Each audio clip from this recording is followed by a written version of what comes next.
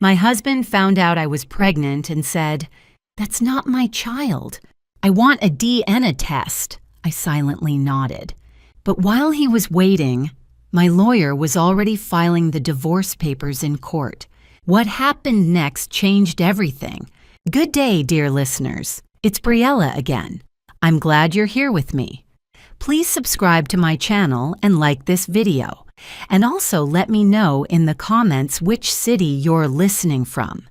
That way I can see how far my story has traveled. There are moments in life when you look back and realize the warning signs were always there. They were quiet, polite almost, like a knock on a door you chose not to open. I chose not to open it. For 3 years, I chose comfort over clarity, and I paid for that choice in ways I'm still counting. My name is Claire Harmon.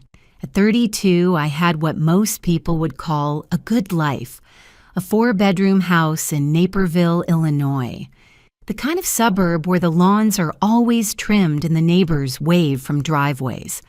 I worked as a contracts manager for a mid-size logistics company downtown, a job I was good at and genuinely liked. Derek and I had been married for 4 years, together for 6. He was handsome in a reliable way, dark hair, broad shoulders, the kind of man who looked trustworthy at a dinner party. His mother, Sandra, lived 40 minutes away in Elmhurst and called every Sunday without fail. I had told myself that was love. I understand now it was surveillance. The first sign came 14 months before everything fell apart. I remember it clearly because it was a Thursday. Derek had said he was working late, and I hadn't thought much of it. He was in sales, and long evenings were part of the job. But when he came home that night, there was something off about him.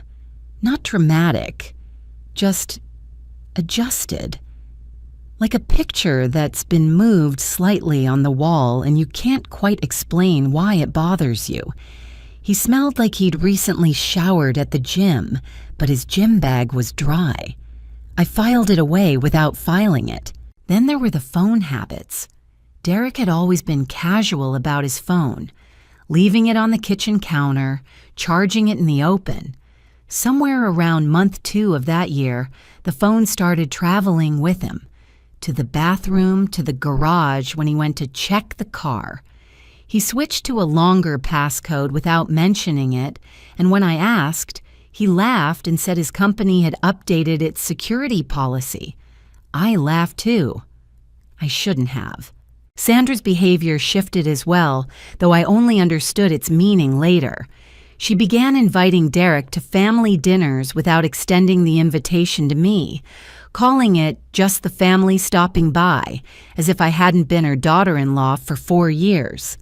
Once she called him while we were eating dinner together, and he stepped outside for 22 minutes. When he came back, he said she'd been upset about a neighbor dispute. Sandra was never upset about anything she couldn't use. I want to be honest with you. I wasn't a passive woman by nature. At work, I negotiated contracts worth hundreds of thousands of dollars.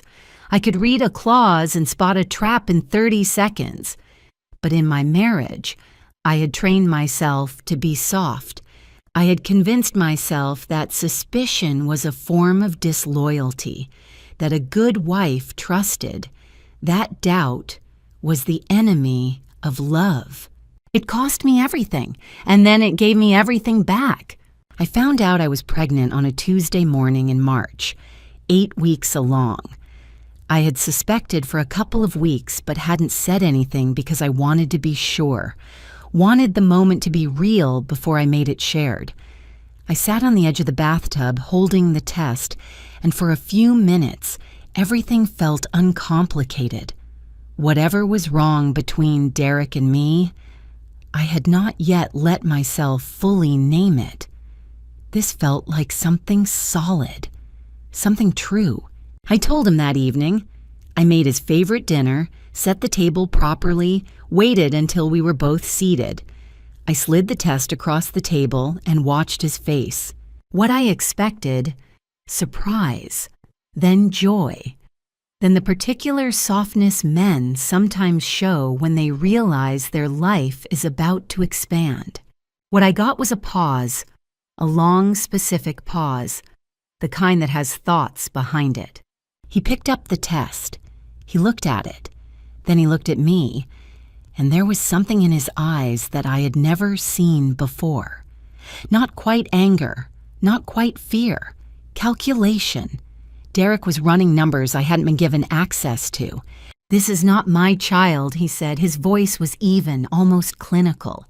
"I want a DNA test." The room didn't spin. My hands didn't shake.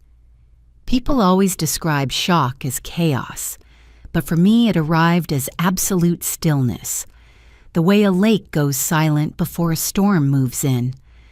I looked at my husband across the dinner table, in the house we had chosen together, in the neighborhood where everyone's lawns were always trimmed, and I understood in that moment that I had never truly known him. I nodded, slowly, quietly. I didn't cry. I didn't argue. I didn't throw the plate or demand an explanation or beg him to take it back. I simply nodded because in the 3 seconds between his words and my response, something had shifted inside me. The soft, accommodating version of Claire Harmon, the one who filed things away and laughed at strange explanations, had stepped back, and someone else had stepped forward. He thought he was waiting for a DNA test. He didn't know I had already picked up my phone under the table and sent a single text message to my attorney. "We need to talk tomorrow morning. It's time." That night, Derek slept in our bed as though nothing had happened. I lay beside him in the dark, staring at the ceiling, listening to his breathing slow and deepen into sleep. That was the part that undid me more than his words at the dinner table. The fact that he could sleep, that whatever he had done, whatever he was hiding, it didn't cost him a single hour of rest. I lay there cataloging everything I stood to lose, and he was unconscious by 10:15. I started with the obvious. The house, we had bought it together 4 years ago, a 30-year mortgage with both names on the deed. My salary had covered 60% of the down payment. I knew that because I had managed our joint finances from the beginning. Derek was good at earning money and indifferent to tracking it. I had the spreadsheets, I had the account records, I realized, more documentation of our financial life than most people accumulate in a decade. That was the contracts manager in me. I never signed anything I hadn't read, and I never spent anything I hadn't recorded. Then there was the question of the baby, 8 weeks. In Illinois, a child born within a marriage is legally presumed to be the husband's. Derek demanding a DNA test was, from a legal standpoint, his prerogative. But it was also a declaration. He had stated out loud in our kitchen that he doubted the paternity of my child. That was not a neutral act. That was a position, and positions have consequences. I thought about Sandra. I thought about the way she had watched me at Christmas last year. A particular look, patient and satisfied, like someone who knows how a story ends before it's finished. I had dismissed it as her general air of superiority. I wasn't dismissing it now. By 2 a.m, I had run through every scenario I could construct, and what I kept returning to was this. Derek had not accused me randomly. A man doesn't look at his pregnant wife and say, "That's not my child," unless he has prepared himself to say it. He had rehearsed that line, which meant he had a reason to rehearse it. And the only reason a guilty man preemptively accuses his wife is to get ahead of something he's afraid she's about to discover. He wasn't suspicious of me. He was afraid of himself. I got up at 5:30, made coffee, and sat at the kitchen table with my laptop. Derek wouldn't wake until 7. I had 90 minutes. The first thing I did was separate my financial exposure. I had a personal savings account he didn't know the full balance of. I had never hidden it, but I had never advertised it either. $64,000, accumulated over 6 years of careful saving. I moved nothing yet. Moving money before legal proceedings was the kind of mistake that looked bad in court, but I documented. I took screenshots.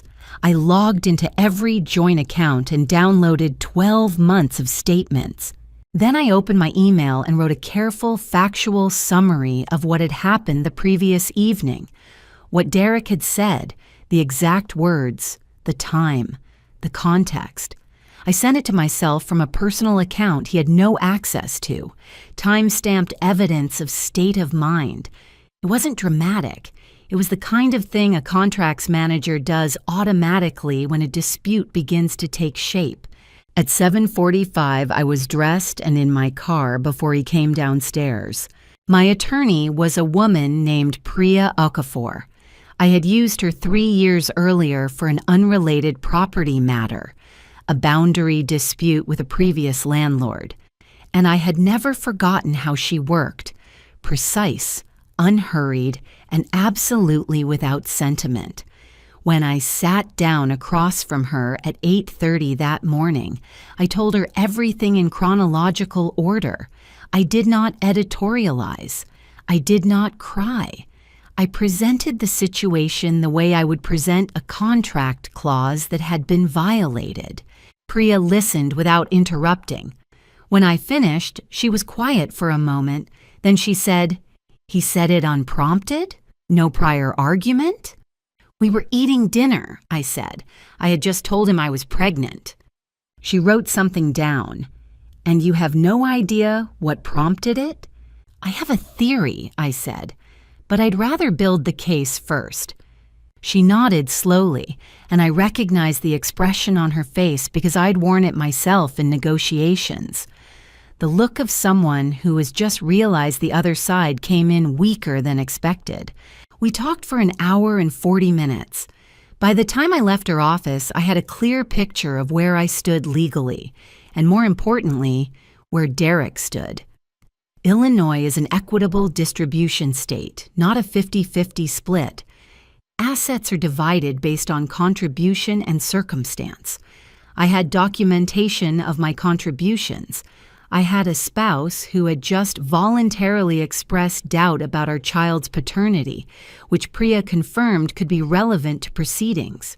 But the plan I was forming wasn't just about the divorce, it was about the truth. Because whatever Derek was hiding, and I was increasingly certain he was hiding something specific, I needed to know what it was before the papers were filed. Not for revenge, for clarity. Because I had spent too long accepting incomplete information, and I was not going to walk out of this marriage without understanding exactly what it had been. I drove home. Derek's car was gone.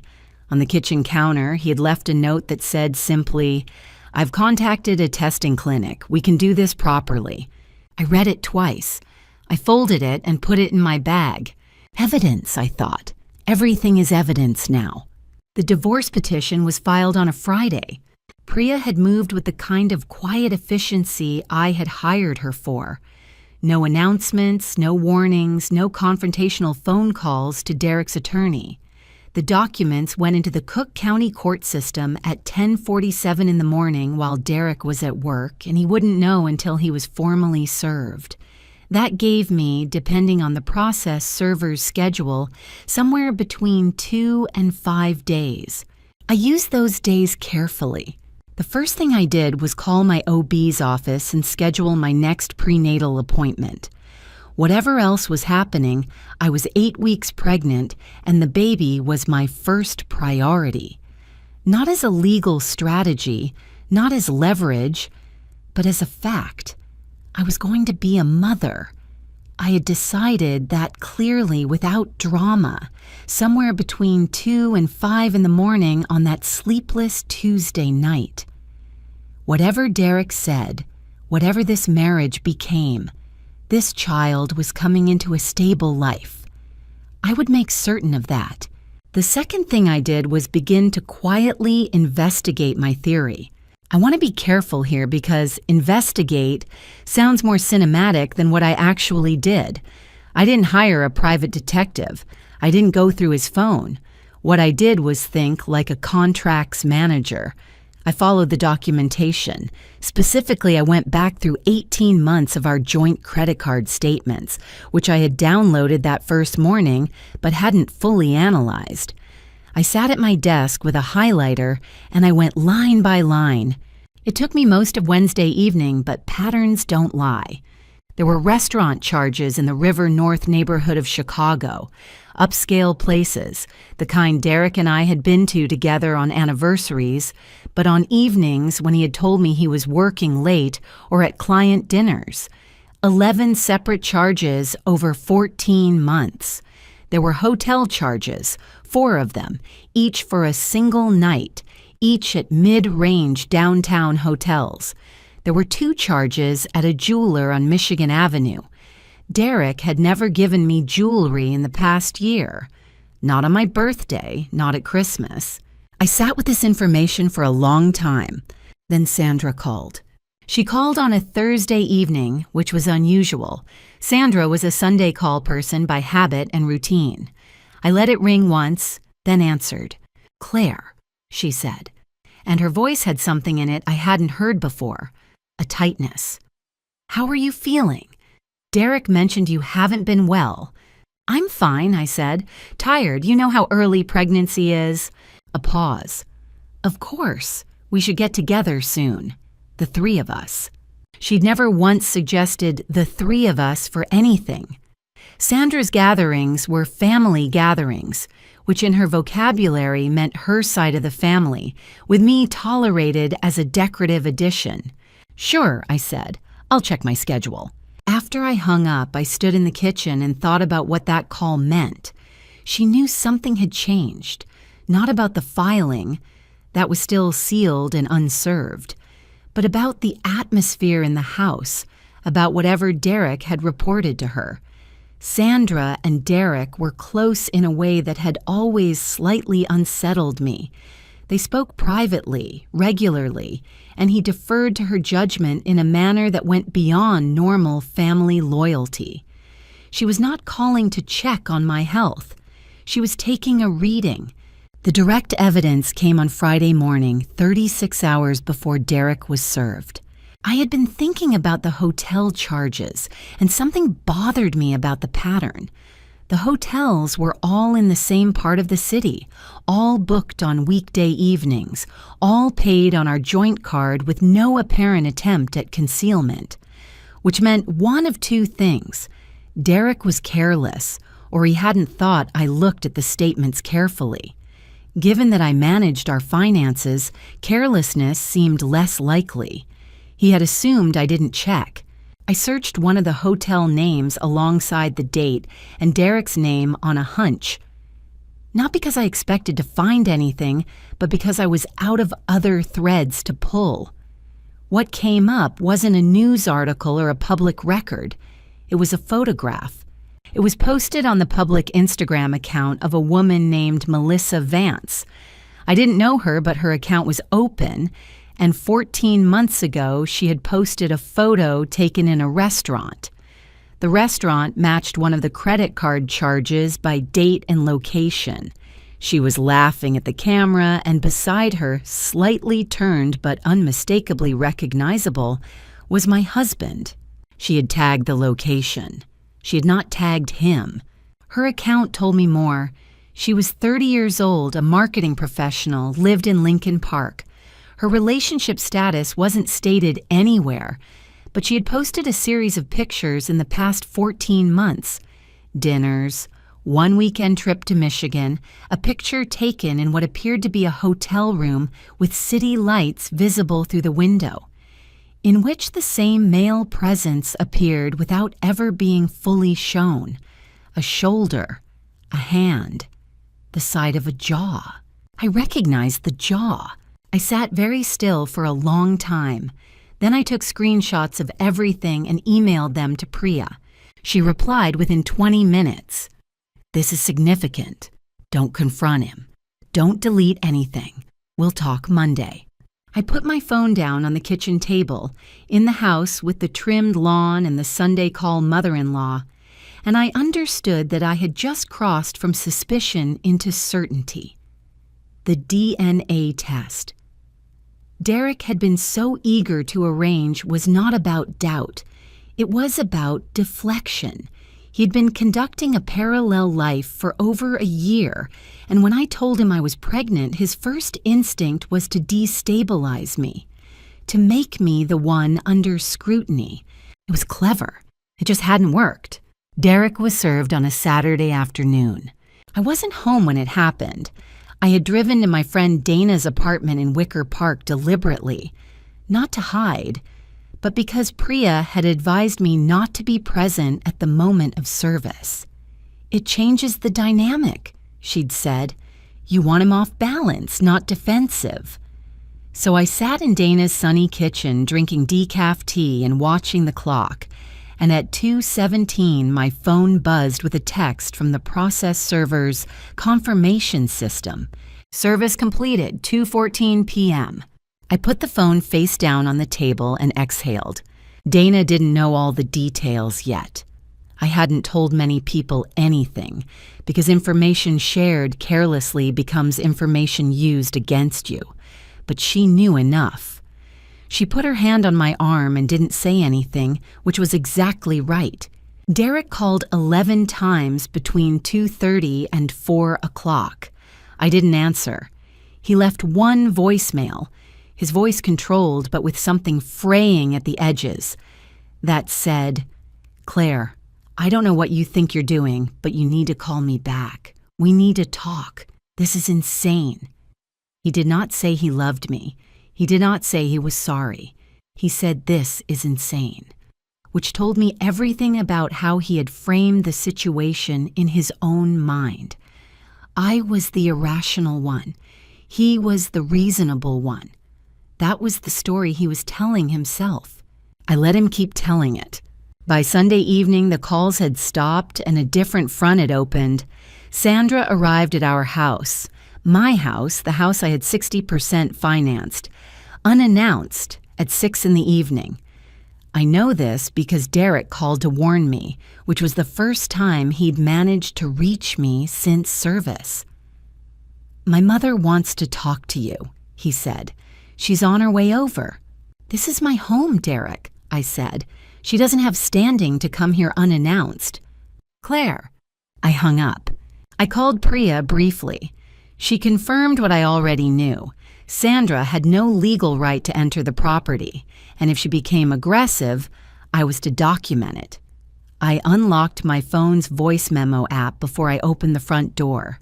Sandra was standing on my porch in her good coat, the charcoal one she wore to signal occasions.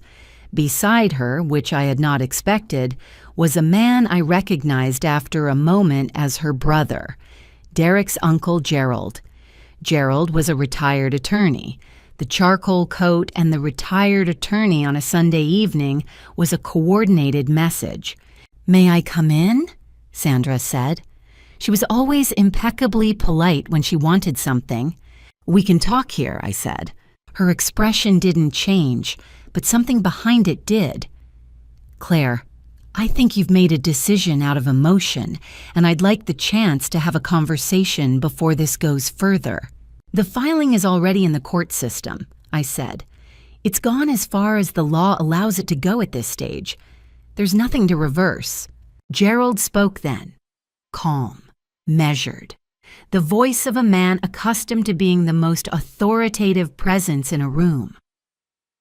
"Claire, you should understand that contesting this kind of filing can become very costly, emotionally and financially. Derek has resources, and so does this family. It might be in everyone's interest to step back and reconsider." There it was. It was not a threat wrapped in gauze. It was a threat, dressed in the language of reasonableness, delivered by a retired attorney in good clothes, but unmistakably a threat. "We have money. We will spend it. You will lose.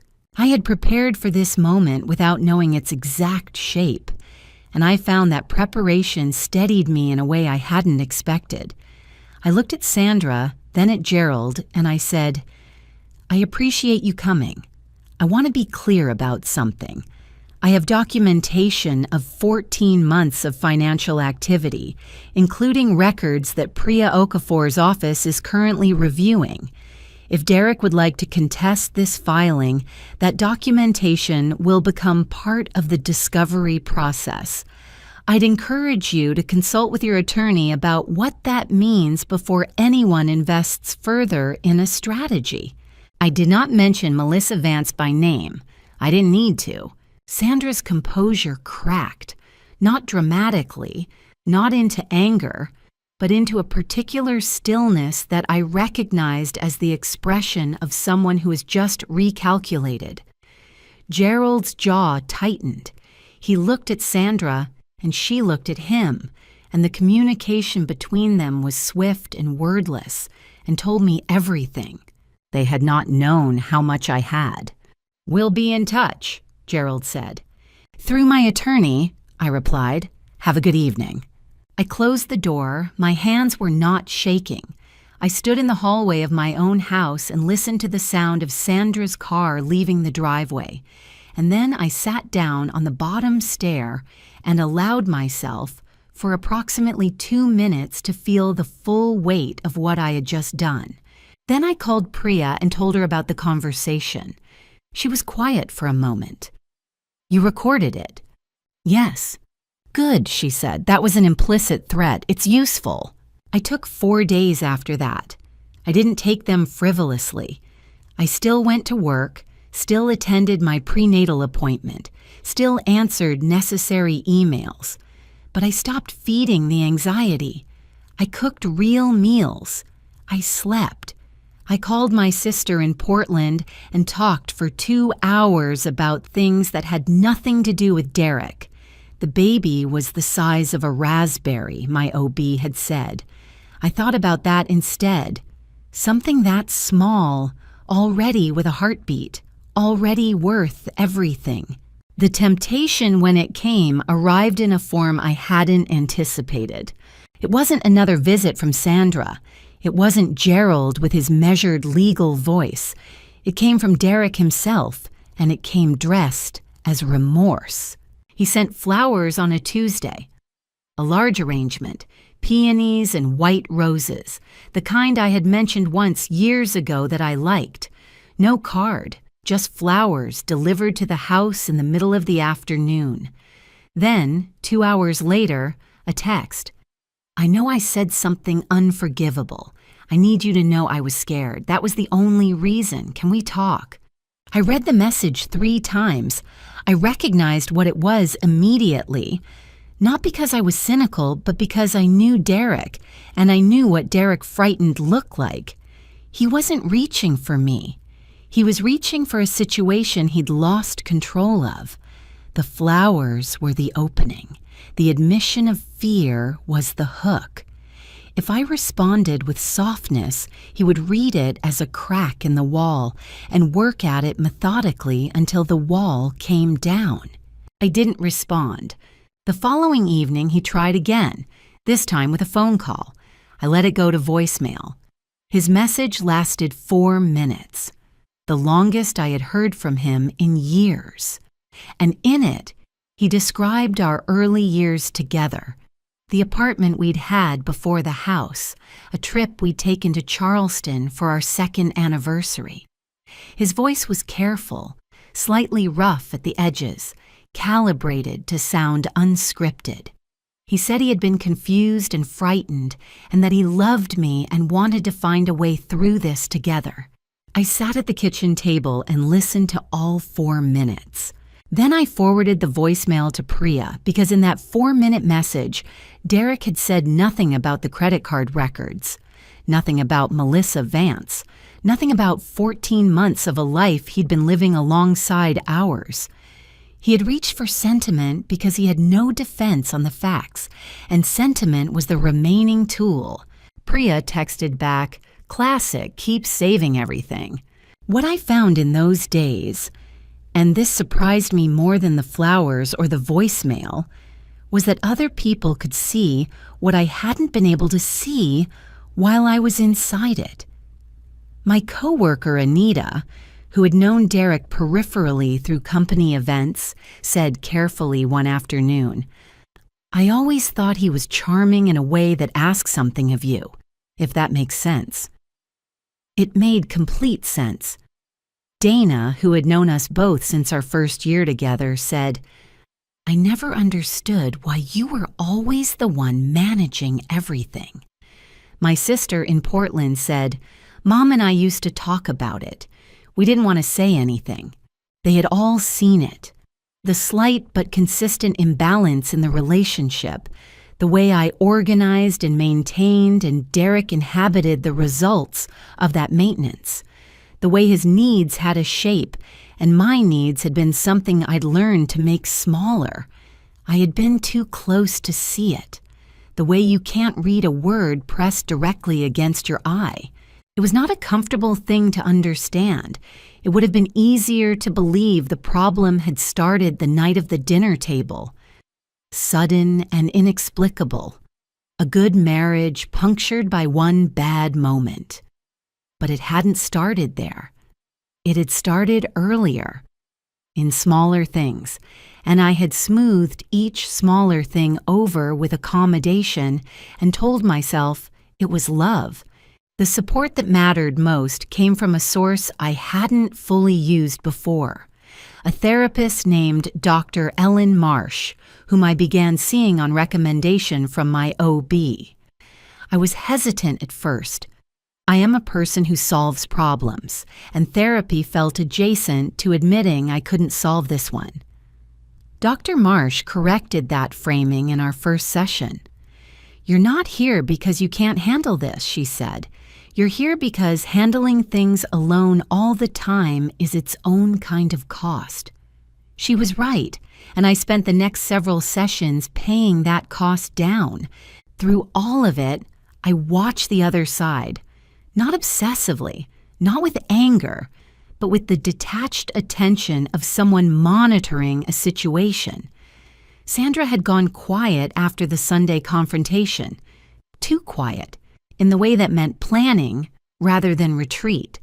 Derek's attorney, whose name was Richard Calloway, had sent a formal response through Priya's office requesting a conference to discuss the terms of the filing.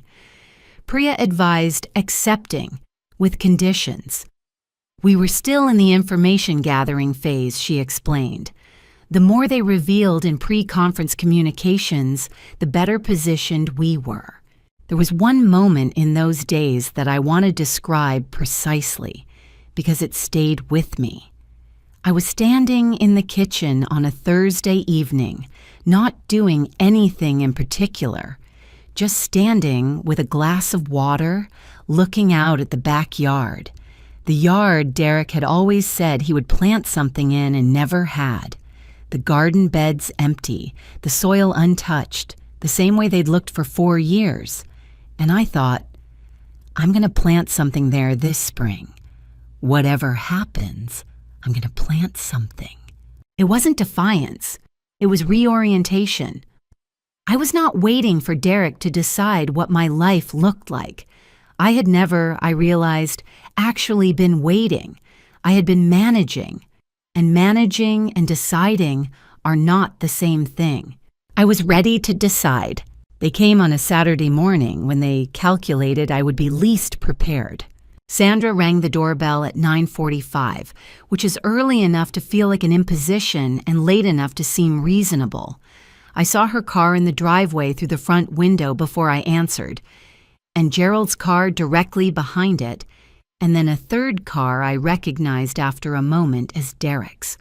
All 3 of them, together, on a Saturday morning, without any warning. I stood in the hallway for a moment. Then I turned on the voice memo app on my phone, slid it into my cardigan pocket, and opened the door. Sandra was holding a dish, some kind of baked good, wrapped in a cloth. She was smiling the specific smile she deployed at moments that required the appearance of warmth. Derek stood slightly behind and to her left, which I found telling. He was letting her lead. Gerald stood at the back, hands in his coat pockets, the permanent air of measured authority. "We wanted to bring you something," Sandra said, "and just talk, like family." I did not step aside to let them in immediately. I'd like to know what this is about before anyone comes in. Claire. Derek's voice was quiet, tired sounding. It was a performance I might have responded to 3 weeks earlier. "We just want to sit down together, that's all." I stepped aside. We sat in the living room, Sandra and Derek on the sofa, Gerald in the armchair, me in the chair across from them. Sandra placed the baked dish on the coffee table as though she were establishing territory. "I left it there," Sandra began. She was good at beginnings, calm, measured, self-deprecating in calculated doses. She talked about how much she had always cared for me, how she understood that Derek had said something deeply wrong, how she took partial responsibility for raising a son who hadn't always communicated well. It was a disarming preamble, and had I not spent the past weeks thinking more clearly than I had in years, it might have disarmed me. Then Gerald took over. He spoke for approximately 8 minutes without a visible script, which told me he had a non-visible one. The substance of what he said was this: the divorce filing, if it proceeded, would become expensive, protracted, and damaging for all parties. The documentation I had referenced, and he was careful not to describe it specifically, which confirmed they didn't know exactly what I had, might be subject to counter-interpretation. Courts, he said, viewed these situations with complexity. Outcomes were unpredictable. Wouldn't it be wiser, he suggested, for both parties to consider mediation? To protect, above all, the child? There it was, the child introduced as a pressure point. "The child," I said, "is exactly why I filed. No one is suggesting otherwise," Gerald said smoothly. "We're simply saying that a contentious legal process is not the best environment for—" "Gerald," I said, and I used his name deliberately. "I want to be precise about something. You've described this process as expensive, protracted, and damaging. I understand those are meant as cautions, but they're also the same characteristics that apply to a contested divorce in which one party has substantial documented evidence of financial deception and infidelity, and the other party does not." I paused. For me, this process proceeds regardless of its cost. For Derek, that calculation might be different. Sandra's composure did not break this time. She was more prepared than she'd been on the porch, but something shifted in her posture, a fractional tightening that I recognized as a person recalibrating. Derek, who had been mostly silent, looked at his hands. Then Sandra dropped the mask. "Not completely, but enough." "You know," she said, and the warmth had gone, replaced by something older and harder underneath it. "Derek could argue that your behavior in recent weeks, the secrecy, the unilateral filing, the refusal to communicate, demonstrates a pattern of instability, particularly given the hormonal changes of early pregnancy." She said hormonal changes with precise deliberateness. These are things that can be raised. They were going to use my pregnancy against me. They were going to argue instability. They were going to take the fact of my motherhood and attempt to transform it into a liability. I sat with that for exactly as long as it took to breathe in and out once. Then I said, "I have a recording of this conversation and of our previous conversation on the porch in which Gerald made implicit reference to Derek's financial resources as a mechanism to discourage my legal action. I'd recommend consulting your attorneys before making any further characterizations about my mental state." Gerald stood up. It was not a graceful movement. "We'll be in touch through counsel," he said. "That's always been my preference," I said. They left. Sandra took her baked dish with her, which told me everything about how she'd actually meant the gesture. I closed the door and stood in the empty living room and let myself feel it. Because it was there, the fear, and I'd learned from Dr. Marsh not to pretend otherwise.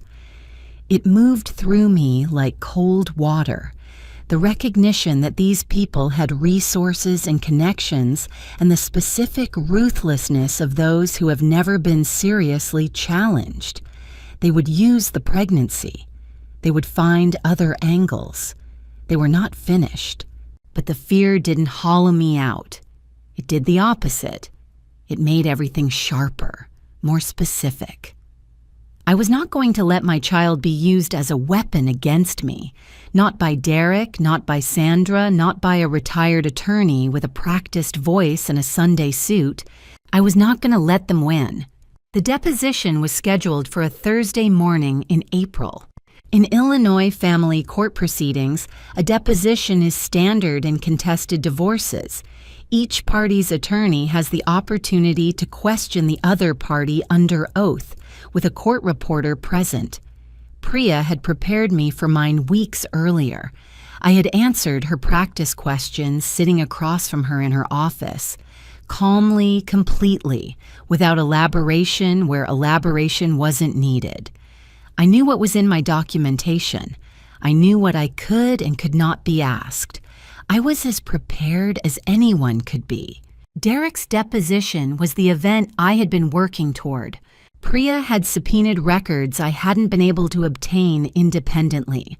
Specifically, Derek's personal credit card statements for the past 24 months. Not the joint card, which I already had, but a card issued solely in his name, which I had not known existed until Priya's financial discovery request came back with it attached. The card had a credit limit of $15,000. In 24 months, Derek had put nearly $40,000 through it. Paid down in irregular bursts that corresponded, I now understood, to his bonus cycles at work. The charges on that card told a story the joint card had only hinted at: hotel rooms, dinners, a weekend reservation at a resort in Lake Geneva, Wisconsin, a place Derek had told me he'd attended for a work conference 18 months ago, a trip during which he'd sent me a text saying the conference was dry but the food was good, airline tickets for 2 to Charleston, South Carolina, the city he had mentioned in his 4-minute voicemail as the place we'd gone for our second anniversary. He had taken someone else there, to our anniversary city. I had not known that last detail before the deposition. Priya showed it to me the morning before, in her office, over coffee. I sat with it for a moment. Then I said, "Okay." She looked at me carefully. "Are you all right?" "I'm clear," I said. Which was true. The anger had burned through weeks ago. What was left was clarity. The deposition took place in a conference room at Callaway's firm in the Loop. Neutral ground by agreement. Derek arrived with Callaway, both of them in dark suits. Derek looking like a man who had slept poorly but was trying not to show it. Sandra was not present. Depositions are not public, and her attendance would have been noted. Gerald was not there either. I sat beside Priya. I wore a gray dress and low heels. I had thought about what to wear with the specific logic that appearance is communication, and what I wanted to communicate was not warmth and not aggression. Composure, steadiness, the look of someone who is exactly where she expected to be. Priya conducted Derek's questioning methodically. She began with logistics, employment, income, the structure of our household finances, and Derek answered steadily, even with a slightly defensive confidence that I recognized as Callaway's coaching. Then Priya began on the records. She asked about the personal credit card. Callaway had advised Derek to acknowledge it. Denial wasn't viable given the subpoena. Derek confirmed the card's existence, said he'd had it for personal expenses, and said privacy when Priya asked why he hadn't disclosed it during our marriage's financial discussions.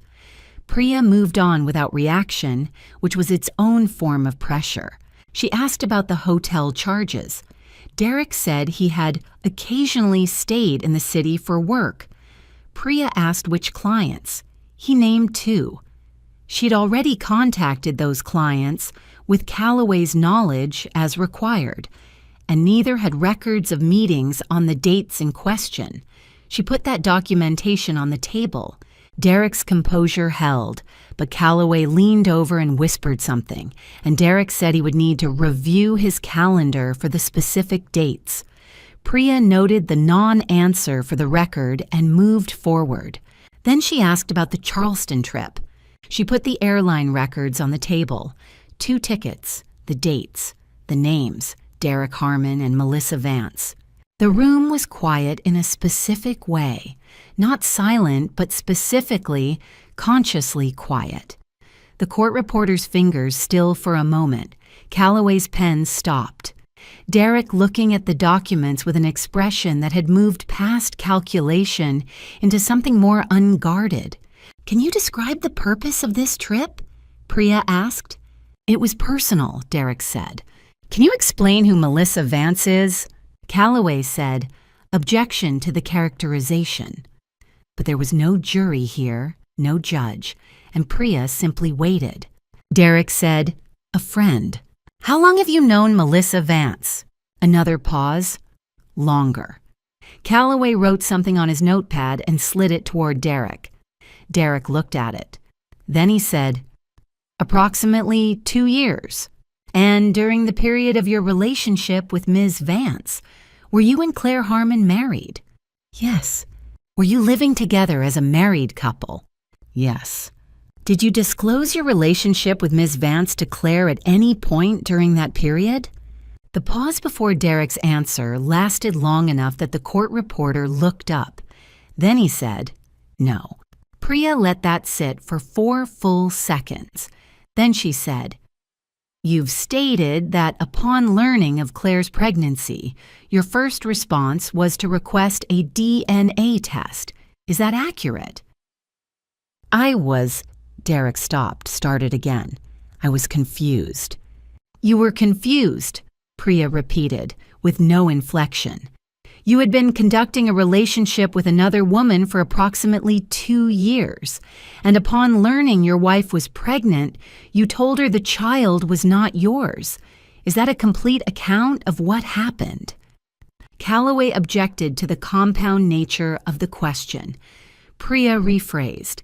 The answer Derek ultimately gave was fragmented and self-contradictory in 3 separate ways, all of which the court reporter captured with exact fidelity. "I watched my husband come undone under the weight of the truth he'd been carrying, and I felt none of what I had expected to feel. No satisfaction, no grief, just the clean, level sense of a thing finally made visible." The deposition transcript ran to 63 pages. Priya submitted it as part of a formal settlement conference request the following week. In her cover communication to Calloway, she outlined what the transcript established and what additional documentation we were prepared to introduce at trial: the personal credit card records, the hotel charges, the airline records, the Instagram photographs with matching dates and locations, and the element I had been most deliberate about, the voice recording of Sandra and Gerald's visit, in which Gerald had made reference to Derek's financial resources as a mechanism to influence the outcome of a legal proceeding.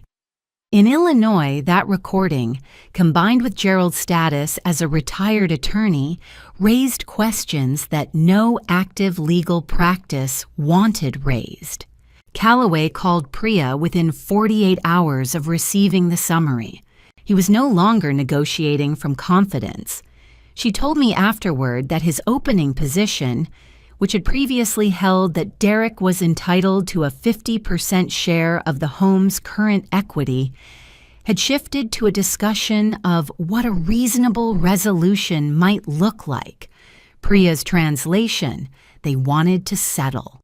Quickly, quietly. Before any of this became public record in a trial, we let them wait 1 week before responding. In the intervening days, I did 3 things. I met with my OB for my 16-week appointment and heard my daughter's heartbeat on the monitor, a sound so ordinary and so extraordinary that I sat in the examination room afterward for 10 minutes before I felt steady enough to drive. I had breakfast with Dana and told her, for the first time, the full story, from the dinner table to the deposition.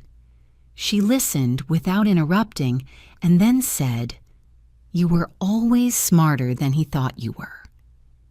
It was not the most complex thing anyone had ever said to me, but it was the truest thing in that moment, and I began drafting the terms I intended to accept. The settlement Priya and Calloway negotiated over the following 3 weeks was not one Derek had anticipated. He had expected, I think, that I would fight for the house out of sentiment, that the Naperville home with its untouched garden beds was the terrain I'd defend most fiercely because it represented the life I'd believed we were building. He was wrong about that. I didn't fight for the house. I let him keep it. What I fought for and won was this: a buyout of my 60% contribution to the down payment, plus accrued appreciation on that share, a figure Priya's forensic accountant calculated at $214,000, paid in a structured settlement over 18 months.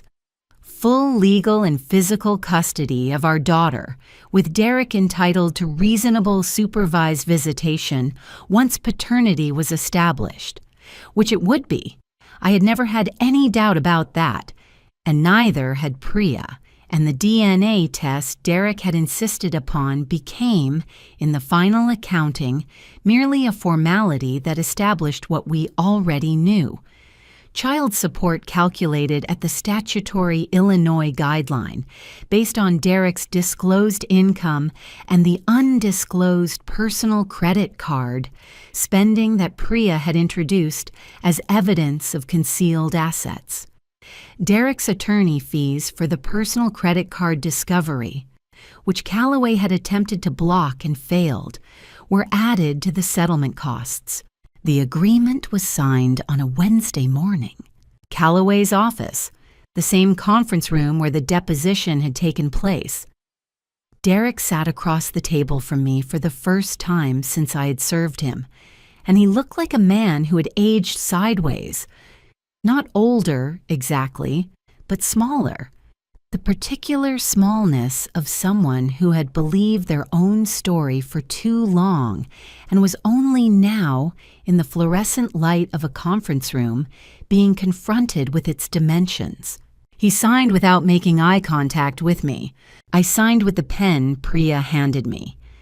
A nice pen, a detail I noticed only because my hands were completely still. I had thought I might shake. I didn't.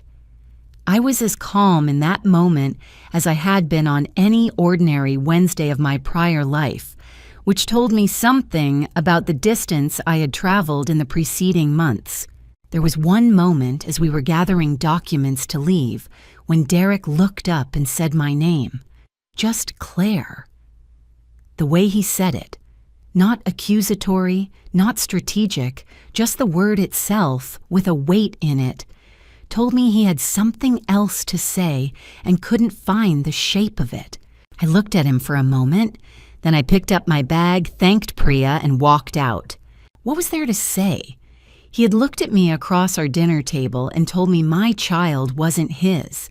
He had been conducting another life for 2 years while sleeping in our bed. He had sent his mother and a retired attorney to my door to suggest I was emotionally unstable. He had tried to weaponize my pregnancy, and none of it had worked. not one piece of it. Sandra, I learned through a mutual acquaintance, had called Priya's office twice during the settlement negotiations. Both times, Priya told me with a slight smile, calls that were referred back to Callaway per protocol. Sandra was not a party to the proceedings. She had no standing. After a lifetime of orchestrating outcomes in her family's life, she had encountered a situation she could not influence, and the helplessness of that had, I was told, made her livid. I thought about her being livid. I found I didn't feel much about it, not triumph, not sympathy. She had made her choices throughout this process, and they had defined her as clearly as mine had defined me. I walked out of Callaway's building into an April afternoon. Clear sky, a wind with actual warmth in it for the first time that season. And I stood on the sidewalk and thought, this is what the other side of it feels like. It felt like breathing. My daughter was born on a September morning at 7:42 at Northwestern Memorial Hospital. Her name is Nora. 7 pounds, 4 ounces, and an expression of profound concentration that made the nurse laugh and made me cry for the first time in months. Not from grief, but from the recognition that something real had finally arrived. I held her and looked out at the Chicago skyline, thinking about that Tuesday morning in March and how far the distance was between that moment and this one. Dana was in the waiting room. My sister had flown in from Portland. My mother arrived 2 hours later, took one look at her granddaughter, and stopped speaking for a full minute, which, for my mother, is a geologic event. Derek came to the hospital as our attorneys had arranged, brief and civil. He held Nora for 8 minutes, said she was beautiful, and left. I watched him go and felt the clean absence of feeling. The DNA test confirmed what I had always known. She was entirely mine in every way that mattered. I rented an apartment in Evanston, near the lake, smaller than the Naperville house, more mine than it had ever been.